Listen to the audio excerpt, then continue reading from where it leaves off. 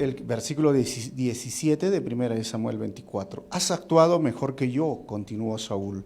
Me has devuelto bien por mal. Hoy me has hecho reconocer lo bien que me has tratado, pues el Señor me entregó en tus manos y no me mataste. ¿Quién encuentra a su enemigo y le perdona la vida? No, ¿quién encuentra a su enemigo y le perdona la vida? Que el Señor te recompense por lo bien que me has tratado hoy. Ahora caigo en cuenta que tú serás el rey y de que consolidarás el reino de Israel. Vamos a orar. Señor, te agradecemos en esta mañana. Gracias, Señor, por traernos a este lugar, por permitirnos estudiar tu palabra, por permitirnos, Señor, conocer tu voluntad a través de estas historias que tú has dejado, Señor, revelado de forma especial, para que nosotros también podamos entender de forma práctica cómo podemos relacionarnos con nuestro prójimo, especialmente con las autoridades en este capítulo. Ayúdanos a entender, Señor, de qué se trata estos versículos y que uses mi vida para compartir tu palabra en esta mañana. Te pido esto en tu nombre, Jesús. Amén. Hoy estamos avanzando en nuestro estudio de 1 Samuel capítulo 24. El título que a mí me parece muy importante en este capítulo es Misericordia para el inmisericorde. ¿Por qué? Saúl viene a ser la persona que no tiene misericordia, que no tiene compasión. Este rey que Dios levantó, el primer rey de la monarquía unida, lo empieza a perseguir a David sin ninguna razón. Básicamente, si nosotros hablaríamos en nuestros términos, le está haciendo la vida imposible. Lo acusa, lo aflige, lo persigue, está tratando de destruirlo de una u otra forma, no solo a él, sino a su familia, y no solo destruirlo, quiere matarlo, quiere acabarlo. Ya hemos visto que David se escapó de muchas formas y tuvo que hacer hasta cosas que ni él pensaba hacerlo, hasta como volverse un loco, disimular que estaba loco para que los otros enemigos no lo atrapen. Pero vamos a ver este capítulo, está dividido en 3 partes. Por ejemplo, del 1 al 7, Saúl es librado de la muerte por David. Del 8 al 15, David se expresa a Saúl, y del 16 al 22 es donde Saúl reacciona frente a la bondad de David. Este capítulo es muy importante en toda la historia de David y Saúl. Aquí tenemos un mapa donde aquí está el Mar Muerto. Ya hemos visto, David estaba en la cueva de Adulán. Ya hemos visto que los habitantes de Keilah eran atacados por los filisteos. David consulta y pregunta si voy a atacar o no voy a atacar a ellos. Y luego hemos visto que se va a Zif y los hombres de Zif lo traicionan. Ahora vamos a ver otro escenario donde se va a presentar David. David y Jonatán afirman el pacto, se separan. Jonatán dice, tú vas a ser el próximo rey. Saúl se entera de que él está en Zif y está en Keilah rodeado, y dice, vamos a perseguirlo. Recuerdan, va con todo su ejército, pero David se escapa, se va a Zif y Zif lo traiciona y tiene que irse por las zonas montañosas. Y esta es la idea, más o menos, que cuando había una colina y el ejército de Saúl lo perseguía, David estaba ahí como esas películas, ¿se acuerdan? Se daban la vuelta y casi lo agarra. Ya estaba por atraparlo cuando vino alguien y le dijo al rey Saúl, los filisteos están invadiendo el país. ¿Y por qué estaban haciendo esto? Porque Saúl agarró los mejores hombres, el ejército más grande que podía juntar, solo para perseguir a un hombre, a David. Eran 5 hombres contra los 600 hombres que tenía David. Por eso vino este mensajero y Saúl escuchó y tuvo que regresar a cumplir su función de rey. Y ahí es donde se queda. Ahora el escenario es que funciona ahora en este lugar que se llama En-Gadi. Cuando vayas a la Tierra Santa y hagas el tour, vas a visitar este lugar. Este lugar es un lugar montañoso, donde hay muchos animales salvajes. Hay cabras y también hay este tipo de cuis, no sé cómo lo llaman, es un cuy grande, enorme, le tomé unas fotos ahí. y vas a poder disfrutar de toda esta zona, pero en esta zona desértica hay este tipo de cataratas, pero también hay cuevas. Y en esas cuevas es donde sucede digamos, esta historia. Versículo 1, vamos a ver. Cuando Saúl regresó de perseguir a los filisteos, le informaron que David estaba en el desierto de En-Gadí.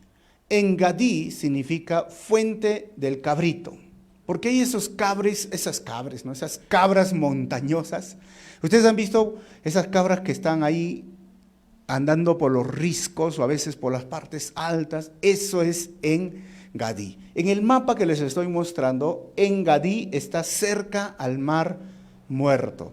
Por eso cuando ustedes hagan ese tour van a estar por cerca de Masada, el Mar Muerto, y van a poder dar su baño en el Mar Muerto.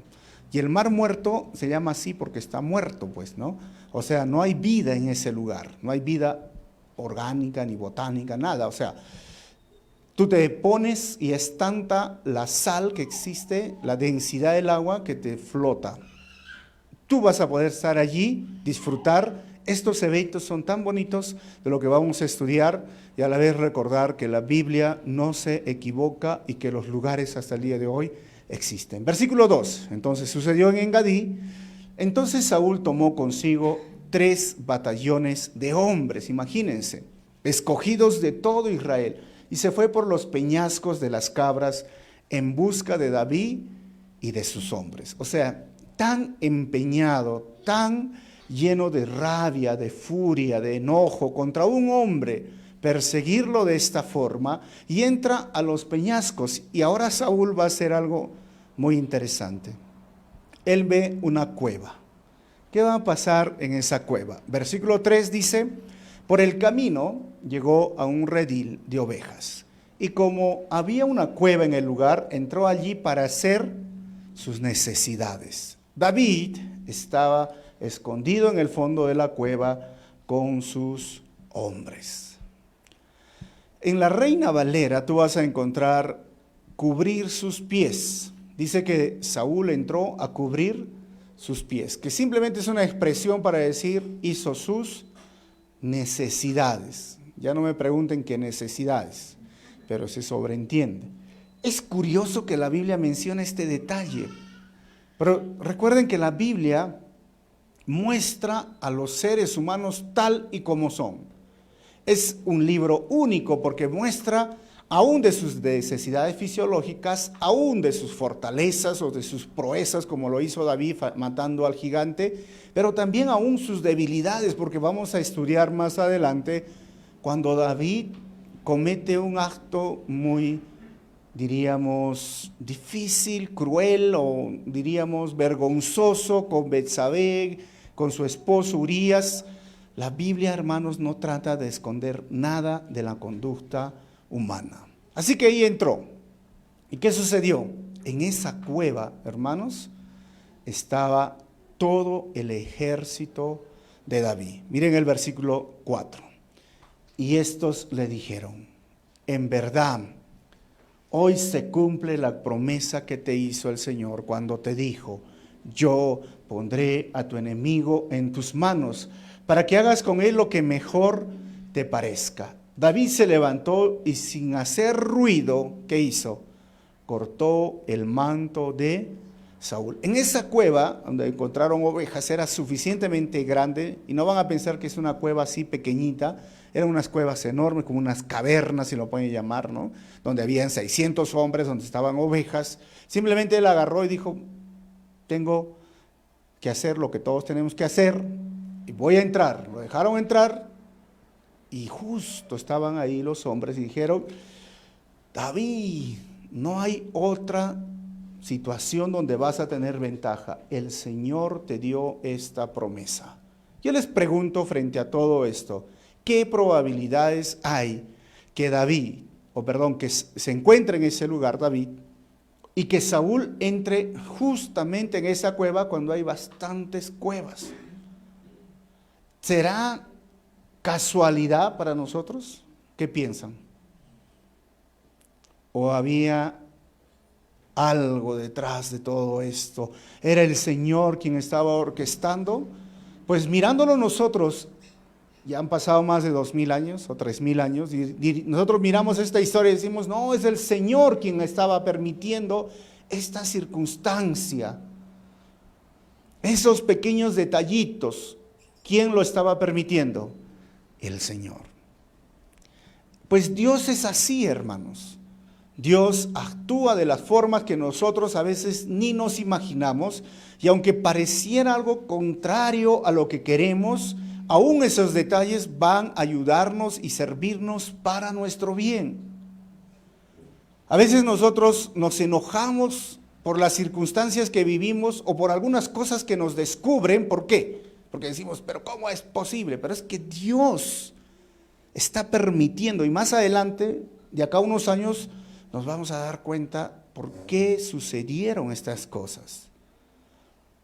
En este momento, ni Saúl ni David estaban pensando que era Dios quien estaba orquestando detrás, pero sí los hombres de David dijeron, oye, hay una promesa. Pero es curioso que esa promesa no se ve en la Escritura. Inmediatamente David dice, cortó el borde del manto de Saúl. El borde o el manto solo usaban algunas personas, era una capa roja que se ponían, una capa de rey, y David lo cortó. Ahora, no se sabe cómo sucedió esto. Podríamos agarrar y disimuladamente, dice David, sin hacer ruido fue, o podríamos pensar que para estar más cómodo, Saúl agarró y se quitó el manto y lo dejó a un ladito, mientras se iba a otro ladito y David agarró, lo cortó. Más o menos, ¿no? Se puede especular de muchas formas. Pero me llama la atención cuando dicen los hombres las promesas. Como les acabo de repetir hace un momento, nunca en la Biblia encontramos esa promesa que dice, yo entregaré a tu enemigo, lo que dice los hombres de David. Es cierto que había una promesa. La promesa era que él iba a ser rey de todo Israel. Esa era la promesa, pero no en la forma que ellos estaban tratando de interpretar esa promesa. Ahora, hay alguna característica en las promesas, hermanos. Las promesas tardan, pero siempre llegan. Jesús fue parte de la promesa. La promesa fue dada en Génesis el capítulo 3, después de lo que sucedió en el hombre cuando pecó, versículo 16, y llegó 3000 años, 4000 años, o sea, las promesas tardan, pero llegan. David tenía una promesa, él iba a ser el rey. Pero ¿será ese día el cumplimiento de esa promesa? Él podía hacer muchas cosas. Por ejemplo, si nosotros fuésemos perseguidos, hay una persona que nos está amargando la vida, como le está amargando Saúl a David. Y te estás escondiendo, y por culpa de este hombre estás en esta cueva viviendo, y justo este hombre entra a la cueva. ¿Qué harías tú? Muchos de nosotros de repente decimos, pues ahora sí, ahora ve, y todavía sin hombres, y todavía desarmado, y todavía en esa condición, yo pienso, ¿no? Si estuviese ahí, inmediatamente agarraría, David, que había cortado la cabeza de Goliat, hubiera agarrado y le cortaba la cabeza, salía con la cabeza de Saúl y diciendo, el Señor me lo entregó, y punto. Porque él tenía la promesa de ser rey. Jonatán acababa de confirmar y reafirmar su trono. Ya la gente sabía que él iba a ser el próximo rey. Pero David no lo hizo. David se mantuvo en la primera promesa y no lo interpretó de esta forma. David tuvo que aprender algo, obediencia. Hay un caso en la Biblia de Abraham. Abraham también se le dio una promesa. La promesa es que iba a tener un hijo. Y Abraham, ¿qué dijo? Yo siendo viejito y mi esposa siendo estéril, teniendo el vientre seco porque ya no menstruaba, dice el texto. Y estás hablando de esto y de repente pasó algo inesperado. Pero antes de eso, quisieron ayudar todavía a Dios en la promesa. Pasaron más de 15 o 25 años más o menos y dijeron, mejor de repente puede ser que sea por tu sierva, nuestra sierva. Y de ahí salió Ismael. Y Dios dijo, no, no va a ser de tu sierva, va a ser tu simiente, de Sara y de Abraham.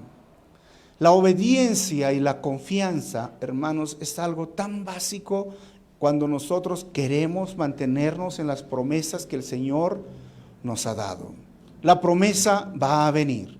Ahora, tenemos unas promesas para nuestras vidas de forma individual, pero tenemos una promesa general. El Señor viene pronto. Va a llegar. ¿Qué hay que hacer nosotros? Mantenernos en obediencia, como lo hizo David, como lo hizo Abraham, y mantenernos confiando plenamente en que un día va a llegar esa promesa. Quizás hoy nos sintamos desanimados o tristes de pensar, ¿cuándo, Señor, vienes? ¿Cuándo se acaba todo esto? Pero el Señor no tarda su promesa. También tiene compasión de aquellas personas que todavía no lo conocen. En Génesis 22, Abraham tuvo que aprender. Y ahora a David le toca aprender. ¿Qué?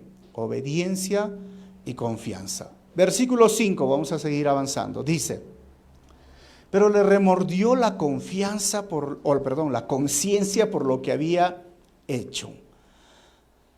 Versículo 6, y les dijo a sus hombres, que el Señor me libre de hacerle al rey lo que ustedes sugieren. No puedo alzar la mano contra él, porque él es el ungido del Señor. ¿Qué le remordió a David? La conciencia. ¿Por qué? Por lo que había hecho. ¿Qué había hecho? Le cortó el borde de su manto, de su capa. ¿Solo por eso? Versículo 7. De este modo David contuvo a sus hombres y no les permitió que atacaran a Saúl. Pero una vez que éste salió de la cueva para proseguir su camino, vamos a ver qué sucede.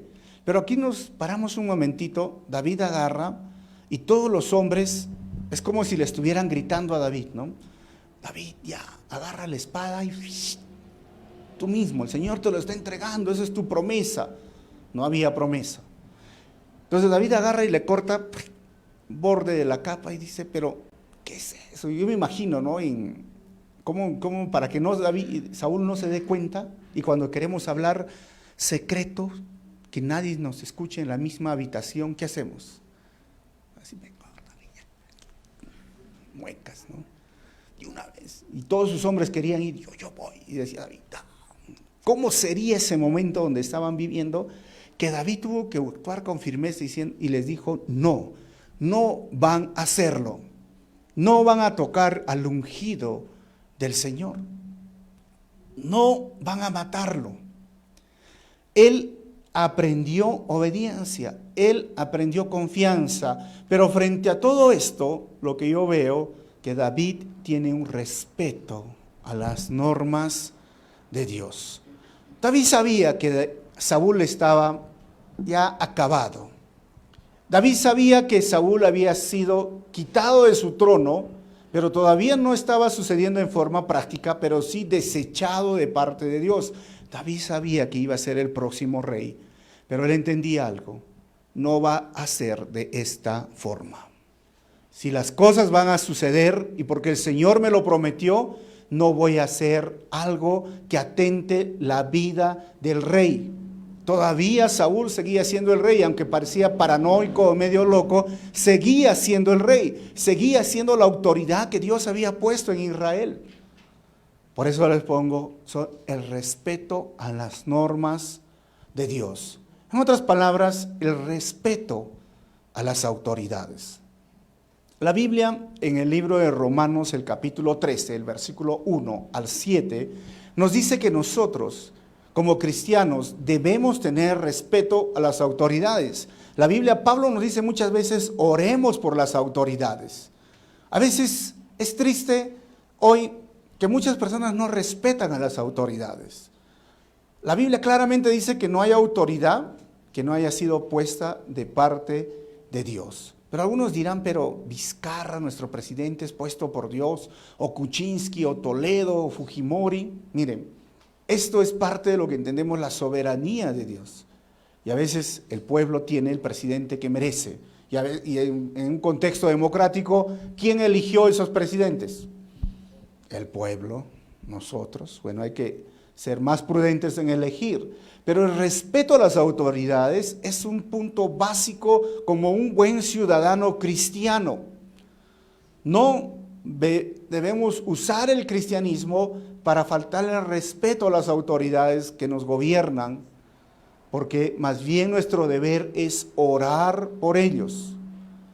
También hay autoridades en la iglesia y que merecen respeto, porque aún a pesar de todas estas cosas que nosotros podemos ver o vivir, debemos actuar como David, tener el respeto que se merece las normas que Dios ha establecido. Hoy hay una falta de respeto, como les digo, en una nueva generación. Y es tan difícil porque vamos perdiendo muchas de las cosas. Hoy, por ejemplo, ya no hay el usted, ¿no? Especialmente en otras partes del país. Y aquí en Arequipa ya tampoco hay usted, ¿no? Todo es tú, tú, tú. Y se va a ir perdiendo. Y la próxima generación que salga, yo no sé cómo va a salir. Pero estamos perdiendo uno de los valores morales tan fundamentales en la sociedad, que es el respeto. David nos enseña una vez más que hay que aprender a respetar las normas de Dios y las autoridades que Dios ha puesto. Otro de los asuntos que vemos aquí en este momento era controlar su carácter, el control del carácter que tuvo David. David tuvo una presión de parte de sus hombres y sus hombres usaron, diríamos, una interpretación del texto para hacerlo más espiritual y dijeron: David, mira, el Señor te lo ha puesto hoy día, agarra y mátalo. Como les dije hace un momento, si David hubiera salido con la cabeza de Saúl, no hubiera habido ningún problema. Pero David dijo: no voy a tocar al ungido. Miren, David se sintió mal, se conmovió. ¿Por qué? Porque simplemente cortó un pedazo de tela. Tan sensible, tan importante para David era el respeto al rey, y tan importante en ese momento era controlar su carácter. Hay personas que hoy luchan en controlar su carácter, y controlar su carácter es cómo tú controlas tus emociones, controlar las emociones. A veces las emociones nos controlan, ¿verdad, hermanos, o no? Y no tenemos control. Y hay personas que dicen, han escuchado, esa persona tiene su carácter. ¿Y qué significa en nuestro lenguaje que esa persona tiene su carácter? Que es agresivo, que es renegón, que es gritón, que falta el respeto a todos. ¿Por qué? Porque tiene su carácter. Pero es curioso, porque tener carácter es totalmente diferente.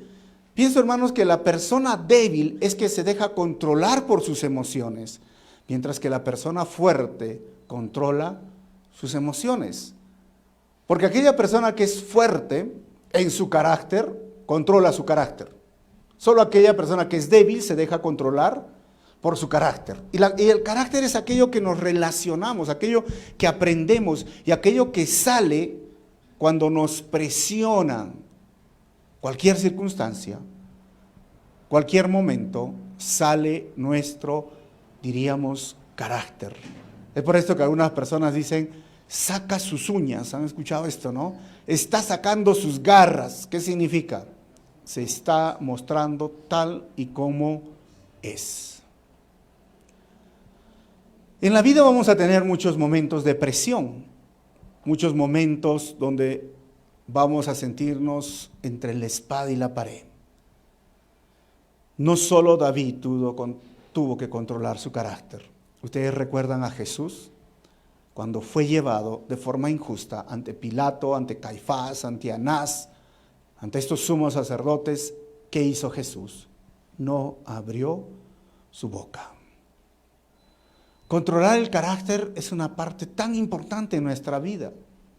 Y a veces se nos presentan situaciones como esta: David, mátalo de una vez, y todos sus hombres diciendo: David, de una vez, o yo voy, David, dame la orden, yo voy. David tuvo que controlar no solo su carácter, el carácter de los demás.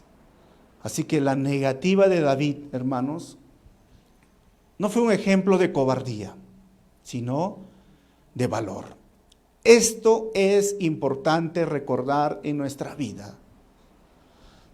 Recuerden las tres diferencias. Una cosa es el temperamento. El temperamento es aquello que hemos heredado de nuestros padres, papá, mamá o aún los abuelos, y con esto nacemos.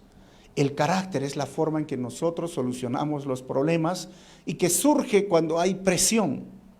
Y la personalidad es aquello que nosotros mostramos, lo primero, lo que mostramos el producto, como se dice, ¿no? En vitrina, ¿sí o no, hermanos? ¿No se han dado cuenta que a veces hay productos así? A mí se me antoja los dulces, no sé si a ustedes, ¿no?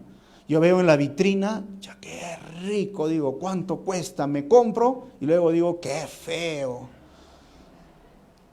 Porque te atrae, pero una vez que lo pruebas, ¿qué dices?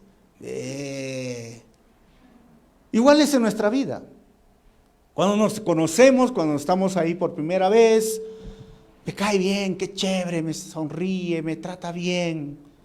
Pero el carácter sale después, cuando más nos conocemos.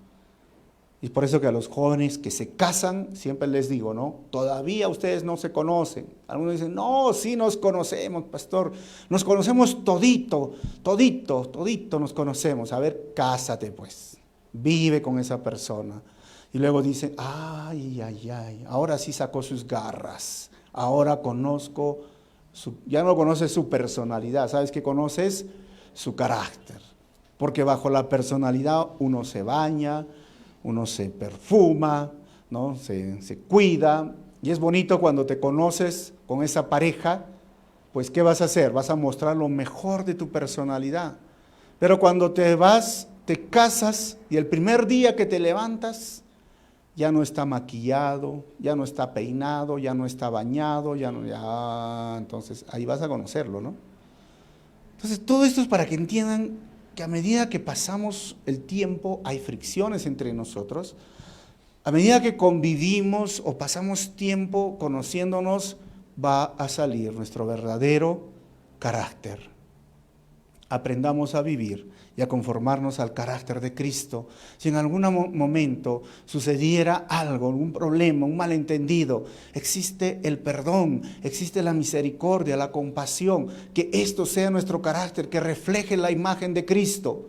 Porque si solamente refleja el enojo, la ira, la agresividad, ¿sabes qué?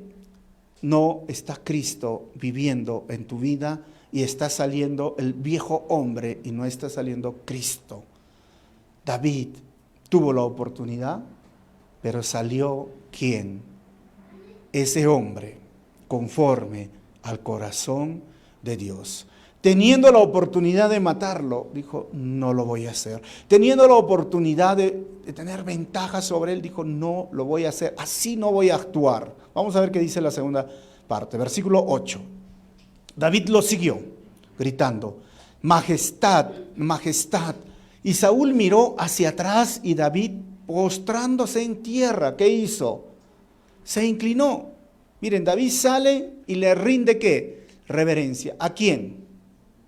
A su archirrecontra enemigo, aquel que le está persiguiendo. Miren, eso es el carácter de David, un hombre humilde, un hombre conforme al corazón de Dios. Versículo 9, y le dijo, ¿por qué hace caso su majestad a los que dicen que yo quiero hacerle daño? Versículo 10, usted podrá ver con sus propios ojos que hoy mismo en esta cueva el Señor lo había entregado en mis manos.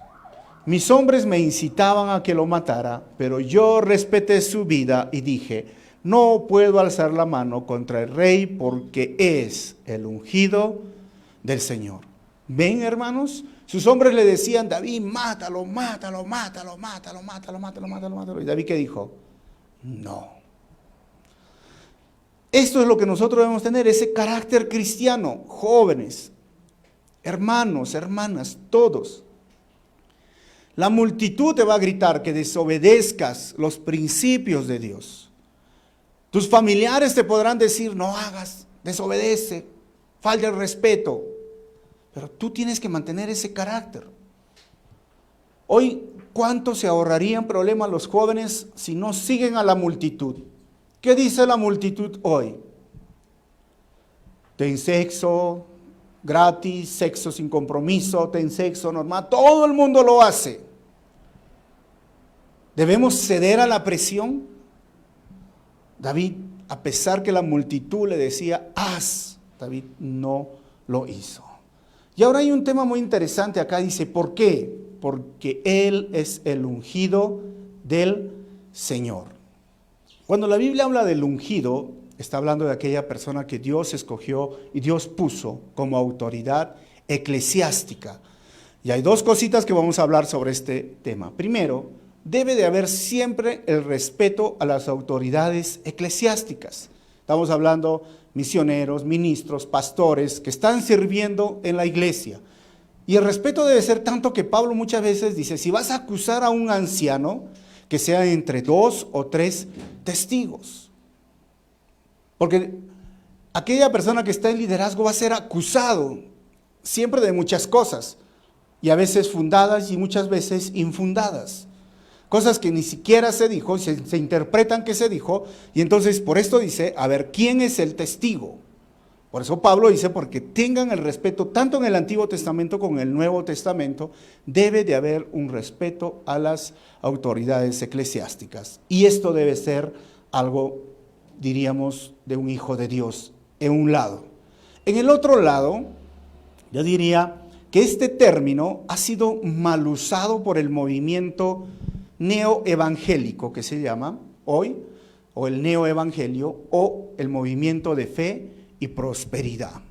Esta frase de no tocar al ungido del Señor significa que aquello que diga el pastor, tampoco tú puedes agarrar y decir, estar en contra de lo que dice. Y a pesar de que sea una mala doctrina, una mala interpretación de la Biblia, o a pesar que diga es una nueva revelación, este movimiento neoevangélico dice, tú no puedes ir en contra del pastor, porque es el ungido del Señor y todo lo que él diga, tú debes de escucharlo.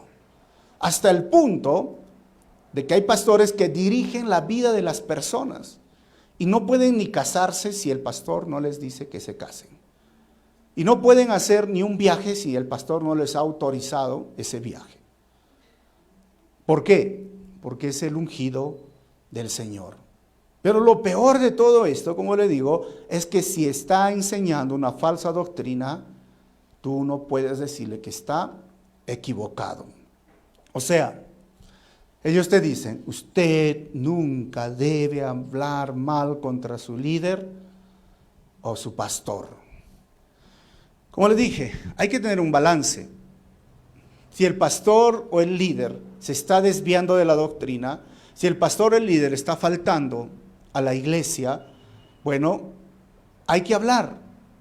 Podemos conversar, basado en la verdad, en amor, como dice la palabra. Y si alguna vez ven en mi vida, ustedes tienen todo el derecho de decirme, mire, ¿sabe qué? Me gusta esto, esto no me gusta, basado, como digo, en el amor divino, que podamos entender si es que me estoy desviando de la doctrina evangélica.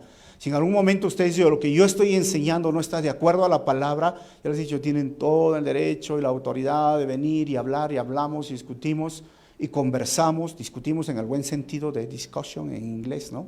Conversamos, dialogamos, me haces ver con unos versículos y llegamos. Pero sí tiene que haber el respeto. Pero en el otro lado, tampoco caigas en ese juego de los de fe y prosperidad, de nunca, es porque es el ungido del Señor, hablar mal porque nos está desviando de la doctrina. Así que no caigamos en esto. Mantengamos un balance adecuado, que haya el respeto, pero también que entendamos que todos podemos edificarnos los unos a los otros. Versículo 11.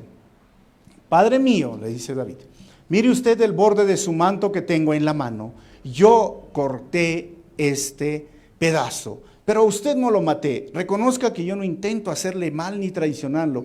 Usted, sin embargo, me persigue para quitarme la vida, aunque yo no le he hecho ningún agravio. Y ahí vemos el punto, ¿no? De que Un hombre que no era misericordioso, ahora recibe misericordia. Y David le muestra ese pedazo, y yo creo que en ese momento Saúl sintió lo que por primera vez sintió en Primera de Samuel, capítulo 15, 27 y 28.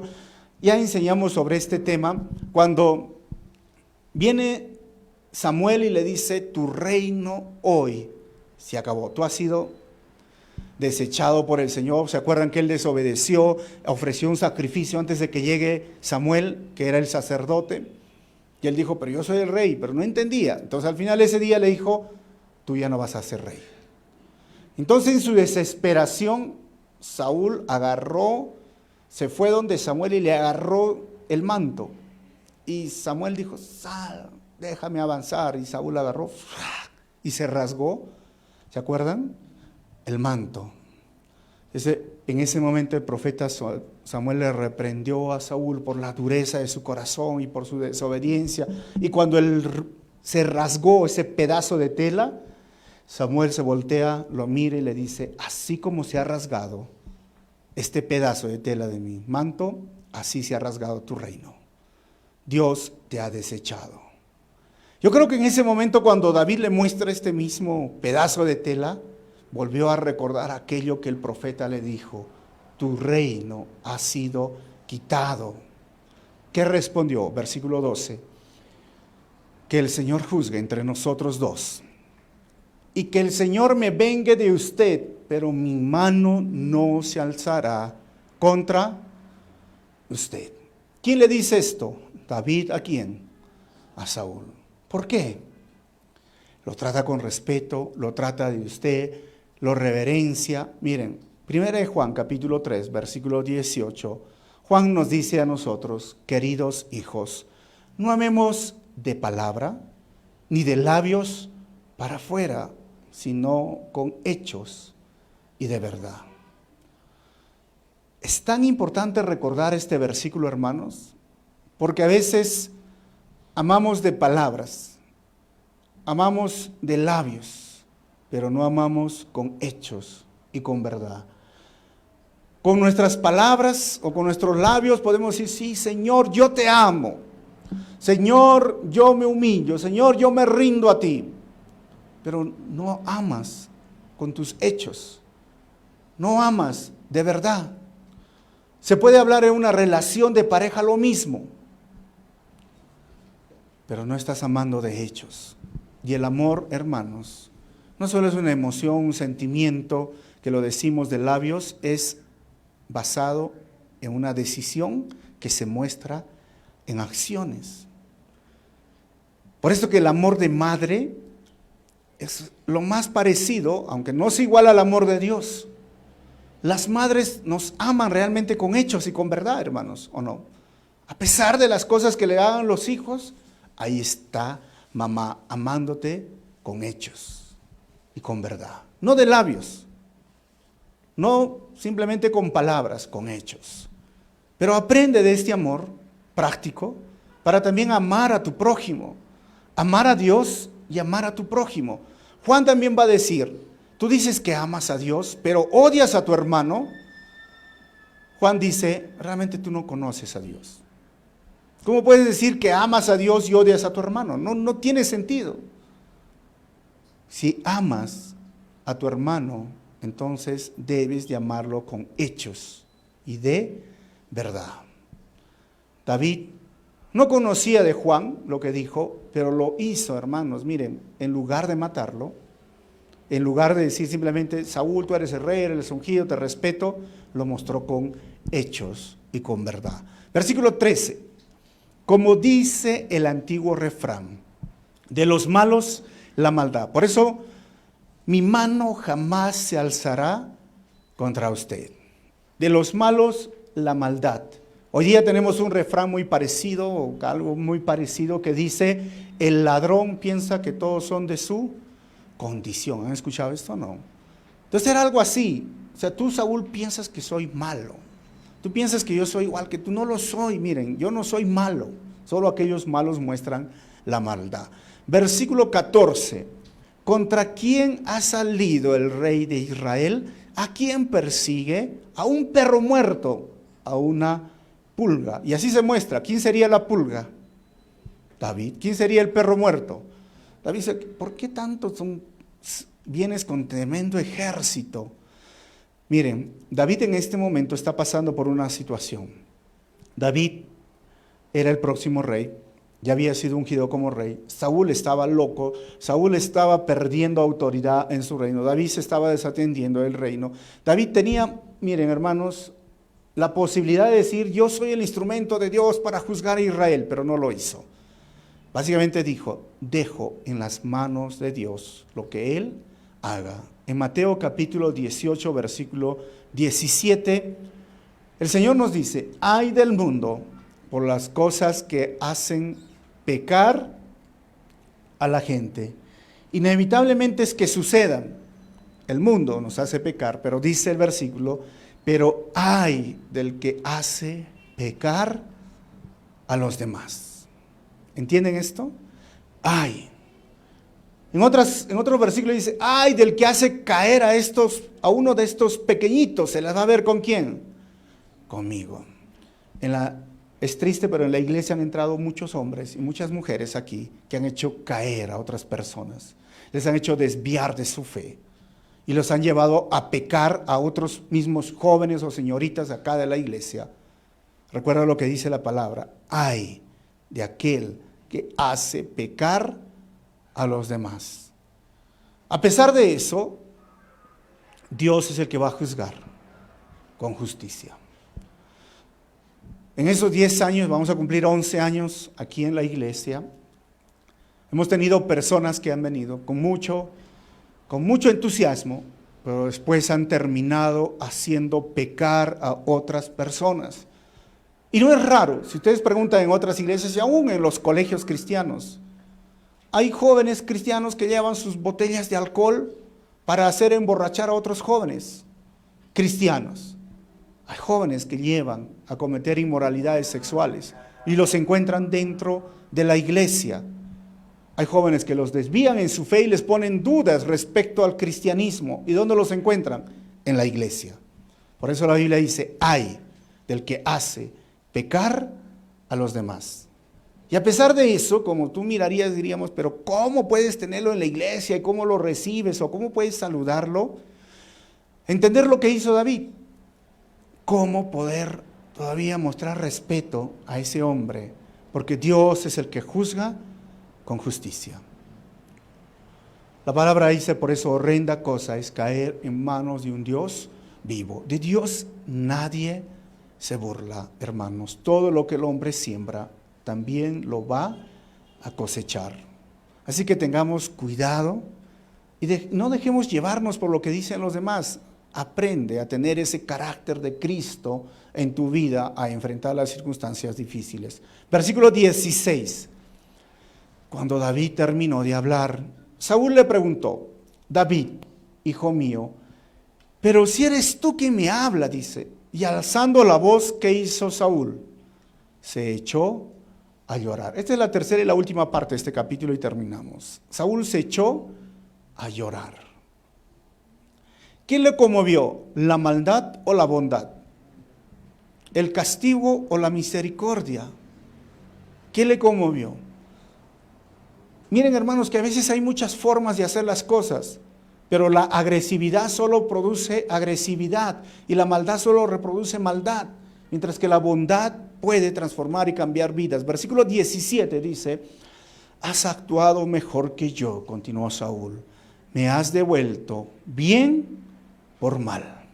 Eso es ser cristianos, devolver bien por mal, no mal por mal. Esto no glorifica a Cristo.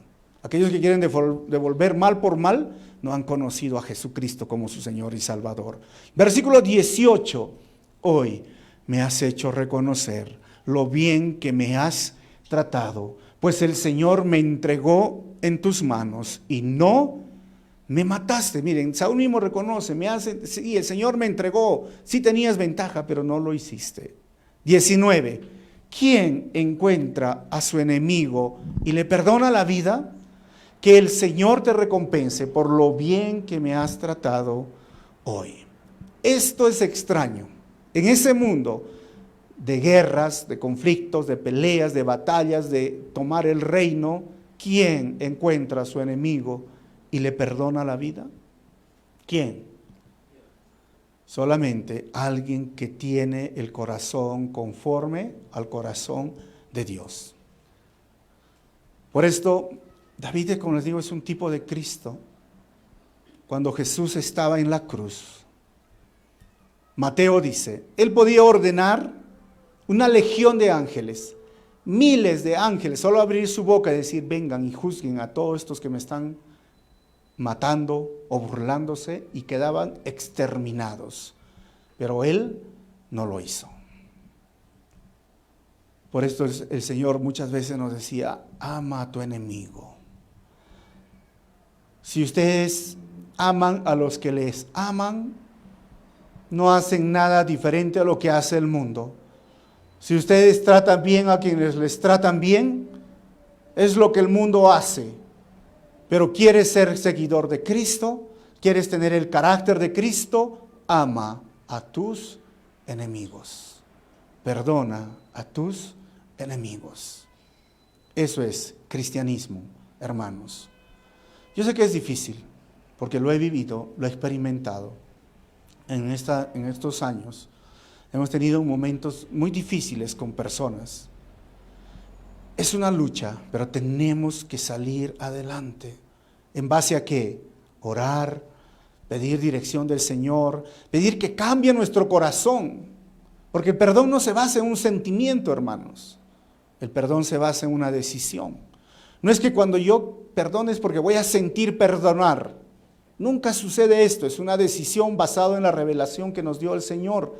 Perdonar nos hace seguidores de Cristo, nos vuelve en cristianos. Así que yo digo, hermanos, que los medios que utilizamos para alcanzar una meta son tan importantes como la meta misma. Ojo, y no debemos comprometer nuestras normas morales para ceder ante la presión de un grupo, ni al tomar una salida fácil. David no lo hizo. Buscó lo opuesto, perdonar. Había una meta, pero ¿cómo lo hizo? El medio también es importante como la meta en sí. Hoy tenemos una frase que dice, el fin justifica los medios. ¿Han escuchado esta frase? Es como que puedes hacer cualquier cosa sucia, chueca, torcida, pero lo importante es la meta. No, también es importante los medios, hermanos. ¿Cómo lo conseguimos? Y recordemos que Dios es quien bendice al final de nuestros días. Versículo 20 y termino.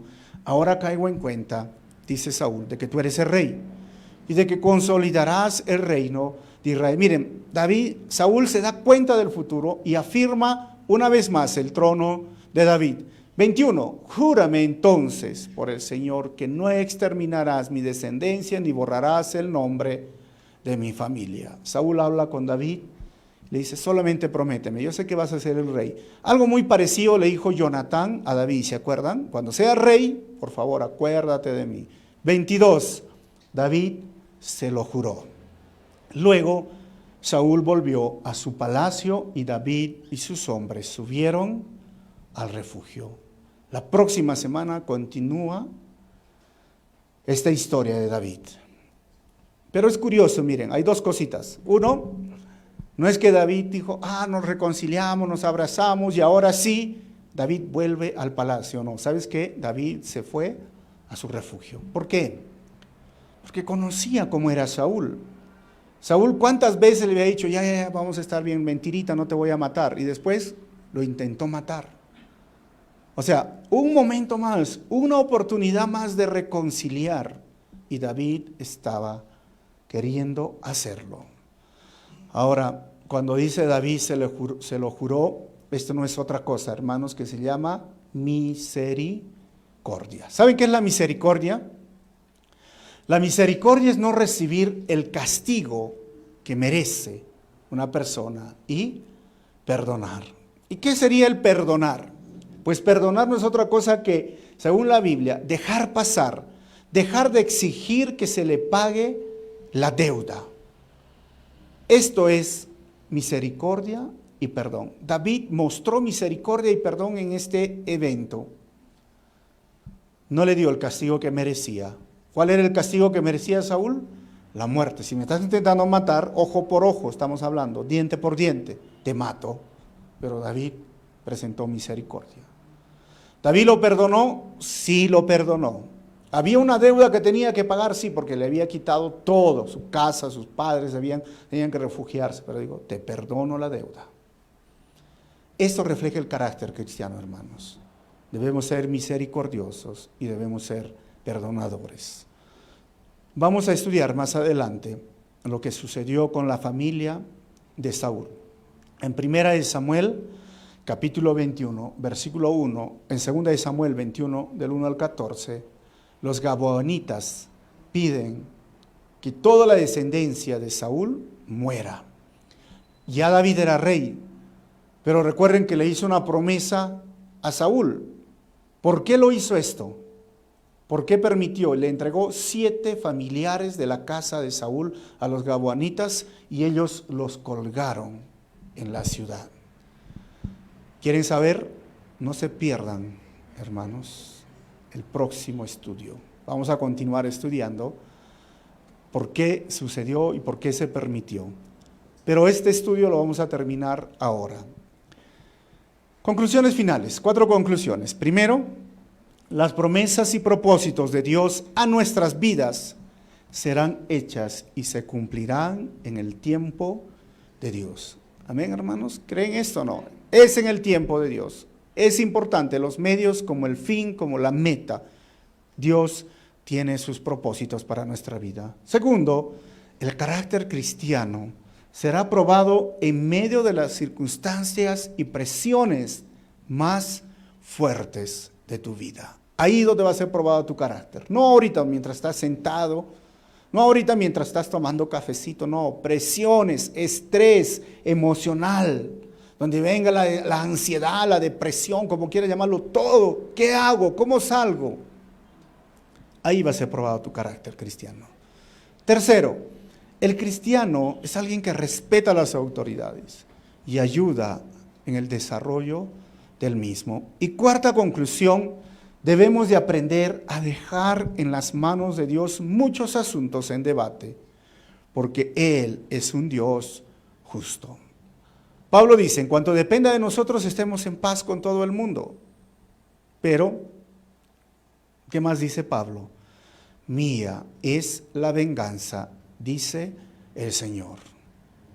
Nuestro deber es perdonar, mantener las relaciones lo más tranquilo, y Dios al final se encargará de aquellas personas que están haciendo pecar o caer a otros, o que están queriendo hacerte maldad, o que se quieren levantar en contra de la iglesia. Dios es un juez justo y simplemente hay que dejarlo en las manos de Dios, como David lo dejó en las manos de Dios la vida de Saúl. Vamos a orar, hermanos.